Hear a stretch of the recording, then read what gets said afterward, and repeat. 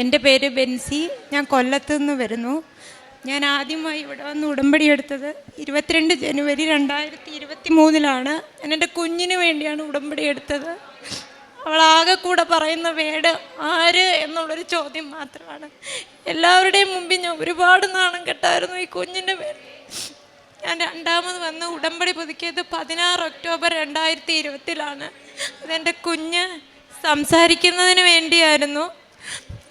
ആ ഉടമ്പടി എടുത്തതിൻ്റെ 3-ാമത്തെ ദിവസം എൻ്റെ കുഞ്ഞ് വേടുകൾ പറഞ്ഞ് സംസാരിക്കുകയും വചനം പറയുകയും ഈശോയുടെയും മാതാവിൻ്റെയും പാട്ടുകൾ വരെ പാടാൻ തുടങ്ങി. എൻ്റെ കുഞ്ഞിനെ സംസാരിക്കാൻ സഹായിച്ച ഈശോയ്ക്കും മാതാവിനും തിരുക്കുമാരനും ഞാൻ ഒരുപാട് നന്ദി പറയുന്നു.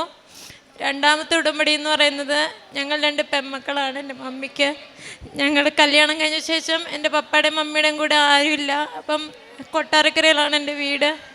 അവർ എൻ്റെ കസിനൊക്കെ വഴി ഞങ്ങളുടെ വീട്ടിലൊക്കെ ഒരുപാട് പ്രശ്നങ്ങളുണ്ട്. അവർക്ക് അവിടെ നിൽക്കാനൊന്നും പറ്റത്തില്ലായിരുന്നു. അപ്പം ഞാൻ മാതാവിനോട് പ്രാർത്ഥിക്കുമായിരുന്നു, എൻ്റെ അപ്പയും അമ്മയും അവിടുന്ന് മാറ്റി സുരക്ഷിതമായ ഒരു സ്ഥലത്തെത്തിക്കണേന്ന്.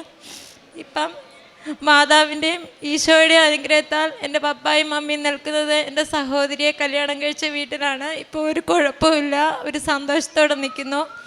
മൂന്നാമതെന്ന് പറയുന്നത് എൻ്റെ ബ്രദറിൻ്റെ മകൾ, പേര് മാളു. അവൾക്ക് അംഗീകാരമില്ലാത്തൊരു കോളേജിൽ അഡ്മിഷൻ കിട്ടി. അവളുടെ സർട്ടിഫിക്കറ്റ് പിടിച്ചു വെച്ചു. അങ്ങനെ ഞാൻ രണ്ടാമത്തെ ഉടമ്പടി വെച്ചപ്പോൾ അവൾക്ക് വേണ്ടി മാതാവിനോട് യാചിച്ചു. മാതാവ് അവളിവിടെ വന്ന് അഖണ്ഡ ജപമാല റാലിയിൽ പങ്കെടുത്തതിൻ്റെ അന്ന് രാത്രി അവൾക്ക് കോളേജിൽ നിന്ന് ഫോൺ വന്നു, അവളുടെ സർട്ടിഫിക്കറ്റ് തിരിച്ചു കൊടുക്കാമെന്നും. അതേപോലെ 2 ദിവസം കഴിഞ്ഞപ്പോൾ അവൾക്ക് അംഗീകാരമുള്ള പുതിയൊരു കോളേജിൽ അഡ്മിഷൻ ലഭിക്കുകയും ചെയ്തു. പിന്നെ ഞാൻ ജോബിന് വേണ്ടി പ്രാർത്ഥിക്കുന്നുണ്ടായിരുന്നു. എപ്പോഴും എൻ്റെ കാര്യത്തിലെല്ലാം തടസ്സമായി, എക്സാം എഴുതുന്നതെല്ലാം ഫെയിലായി പോവുകയൊക്കെ ചെയ്യുമായിരുന്നു.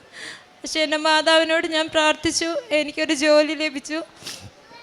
അതേപോലെ തന്നെ ഞാൻ ഇവിടെ വരുന്നതിൻ്റെ 1 മാസത്തിന് മുമ്പ് ഞങ്ങളുടെ വീടിന് താഴെ റെയിൽവേ പാളം, അവിടെ കൂടെ ട്രെയിൻ പോകുമായിരുന്നു. അപ്പം ഓൺ അടിച്ചല്ല വന്നത്. എൻ്റെ അപ്പ സാധനം കൊണ്ടുവന്നിട്ട് എന്നെ താഴെ ഇന്ന് വിളിച്ചു വരും.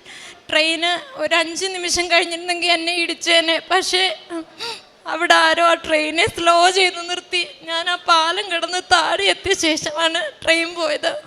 ഉടമ്പടി നമ്മുടെ ജീവിതത്തിൽ വലിയൊരു അനുഗ്രഹമാണ്. പെട്ടെന്നുള്ള മരണത്തിൽ നിന്ന് വരെ നമ്മൾ ഈ ഉടമ്പടി കേൾക്കും. അതേപോലെ ഒരു വലിയ ആക്സിഡൻറ്റ് എനിക്ക് സംഭവിച്ചാണ്. എൻ്റെ മാൻഡിബിൾ ബോൺ ഫുള്ള് തകർന്നു പോയതാണ്. ഞാൻ മരിച്ചു പോകണ്ടെന്ന് വരെ ഡോക്ടർമാർ പറഞ്ഞതാണ്. പക്ഷേ എൻ്റെ മാൻഡിബിൾ ബോൺ മാത്രമേ പ്രശ്നം ഉണ്ടാകുകയുള്ളൂ. അങ്ങനെ വലിയൊരു ആപത്തിൽ നിന്നും മാതാവ് ഈശോ എന്നെ രക്ഷിച്ചു. അങ്ങനെ ഞാൻ പ്രേക്ഷിത പ്രവർത്തനങ്ങൾ ചെയ്തതെന്ന് വെച്ചാൽ ഞാൻ ബസ് സ്റ്റാൻഡിൽ കൊണ്ട് പേപ്പർ കൊടുക്കും. അതുപോലെ സൂപ്പർ മാർക്കറ്റിലും കടകളൊക്കെ പോയി പേപ്പർ കൊടുക്കുകയും എൻ്റെ കുഞ്ഞിന് കിട്ടിയ അനുഗ്രഹമാണ് ഞാൻ അവരോട് പറഞ്ഞത്. അങ്ങനെ ഞാനും പറഞ്ഞു, നിങ്ങളെല്ലാവരും കൃപാസനത്തിൽ വന്ന് പ്രാർത്ഥിക്കണം, മാതാവ് നിങ്ങൾക്ക് വേണ്ടി ഒരുപാട് അനുഗ്രഹങ്ങൾ ഒരുക്കി വെക്കുമെന്ന്. പിന്നെ എന്നോട് പറയുന്ന ക്യാൻസർ രോഗികൾക്കൊക്കെ അവരുടെ ചികിത്സാ സഹായത്തിന് വേണ്ടി പൈസ കൊടുക്കാറുണ്ട്. മെഡിക്കൽ കോളേജിൽ ആഹാരം കൊടുക്കുന്നതിനൊക്കെ പൊതിച്ചോറൊന്നും കൊടുക്കാൻ എനിക്ക് പറ്റില്ലെങ്കിലും എൻ്റെ കയ്യിലുള്ള പൈസ ഞാൻ അവരോട് കൊടുക്കാറുണ്ട്. പിന്നെ എന്നോരാടെങ്കിലും സാമ്പത്തിക സഹായം ചോദിച്ചാൽ എൻ്റെ കയ്യിലുള്ളതൊക്കെ ഞാൻ അവർക്ക് കൊടുക്കും. പിന്നെ പ്രകാശ് താരയിൽ എന്ന് പറയുന്ന പത്തനംതിട്ട ഒരു സ്ഥലത്ത് ഡിസേബിലിറ്റിയായ ഒരുപാട് കുഞ്ഞുങ്ങളുണ്ട്. അവിടെ ഞാനൊരു ദിവസം അവരെ കാണാൻ ചെന്നപ്പം അവിടെ ഒരു കുഞ്ഞിൻ്റെ ബർത്ത്ഡേ ആയിരുന്നു. ആ കുഞ്ഞിനാരും ഒരു കേക്ക് പോലും മേടിച്ചു കൊടുക്കാൻ ഒന്നും പറ്റിയില്ല. അപ്പം ഞാൻ ചിന്തിച്ചു, എൻ്റെ മകൾക്ക് ഞാൻ എന്തെല്ലാം വാങ്ങിച്ചു കൊടുക്കുന്നു. ഞാൻ ആ കുഞ്ഞിനും ഒരു കേക്ക് വാങ്ങിക്കൊടുത്തു. അവിടെയുള്ളവർക്കെല്ലാം വന്ന് ആ കേക്ക് കൊടുത്തു. ആ കുഞ്ഞുങ്ങൾക്ക് ഒത്തിരി സന്തോഷമായി. അവരൊരുപാട് നന്ദി പറഞ്ഞു. ഇതൊന്നും എൻ്റെ കഴിവുകൊണ്ടല്ല, എൻ്റെ ഈശോയുടെയും മാതാവിൻ്റെയും കൃപ കൊണ്ടാണ് ഇന്ന് ഈ തിരുസന്നിധിയിൽ എന്നെ നിർത്താൻ തന്ന യോഗ്യതയ്ക്ക് എൻ്റെ മാതാവിനും ഈശോയ്ക്കും ഞാൻ നന്ദി പറയുന്നു. യേശുവേ നന്ദി, യേശുവേ സ്തോത്രം. മാതാവേ നന്ദി, മാതാവേ സ്തോത്രം. ബെൻസി പറഞ്ഞത് കുഞ്ഞ് 3 വയസ്സായിട്ടും ആര് എന്ന് മാത്രമേ പറയുകയുള്ളായിരുന്നു എന്ന്.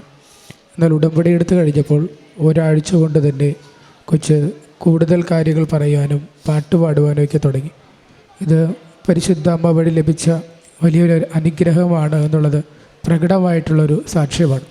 ഇതുപോലെ തന്നെ ഉടമ്പടി എടുത്ത മക്കൾക്ക് പലർക്കുമുള്ള അനുഭവമാണ് അപകടങ്ങളിൽ നിന്നൊക്കെ സംരക്ഷണം ലഭിക്കുന്നു എന്നുള്ളത്.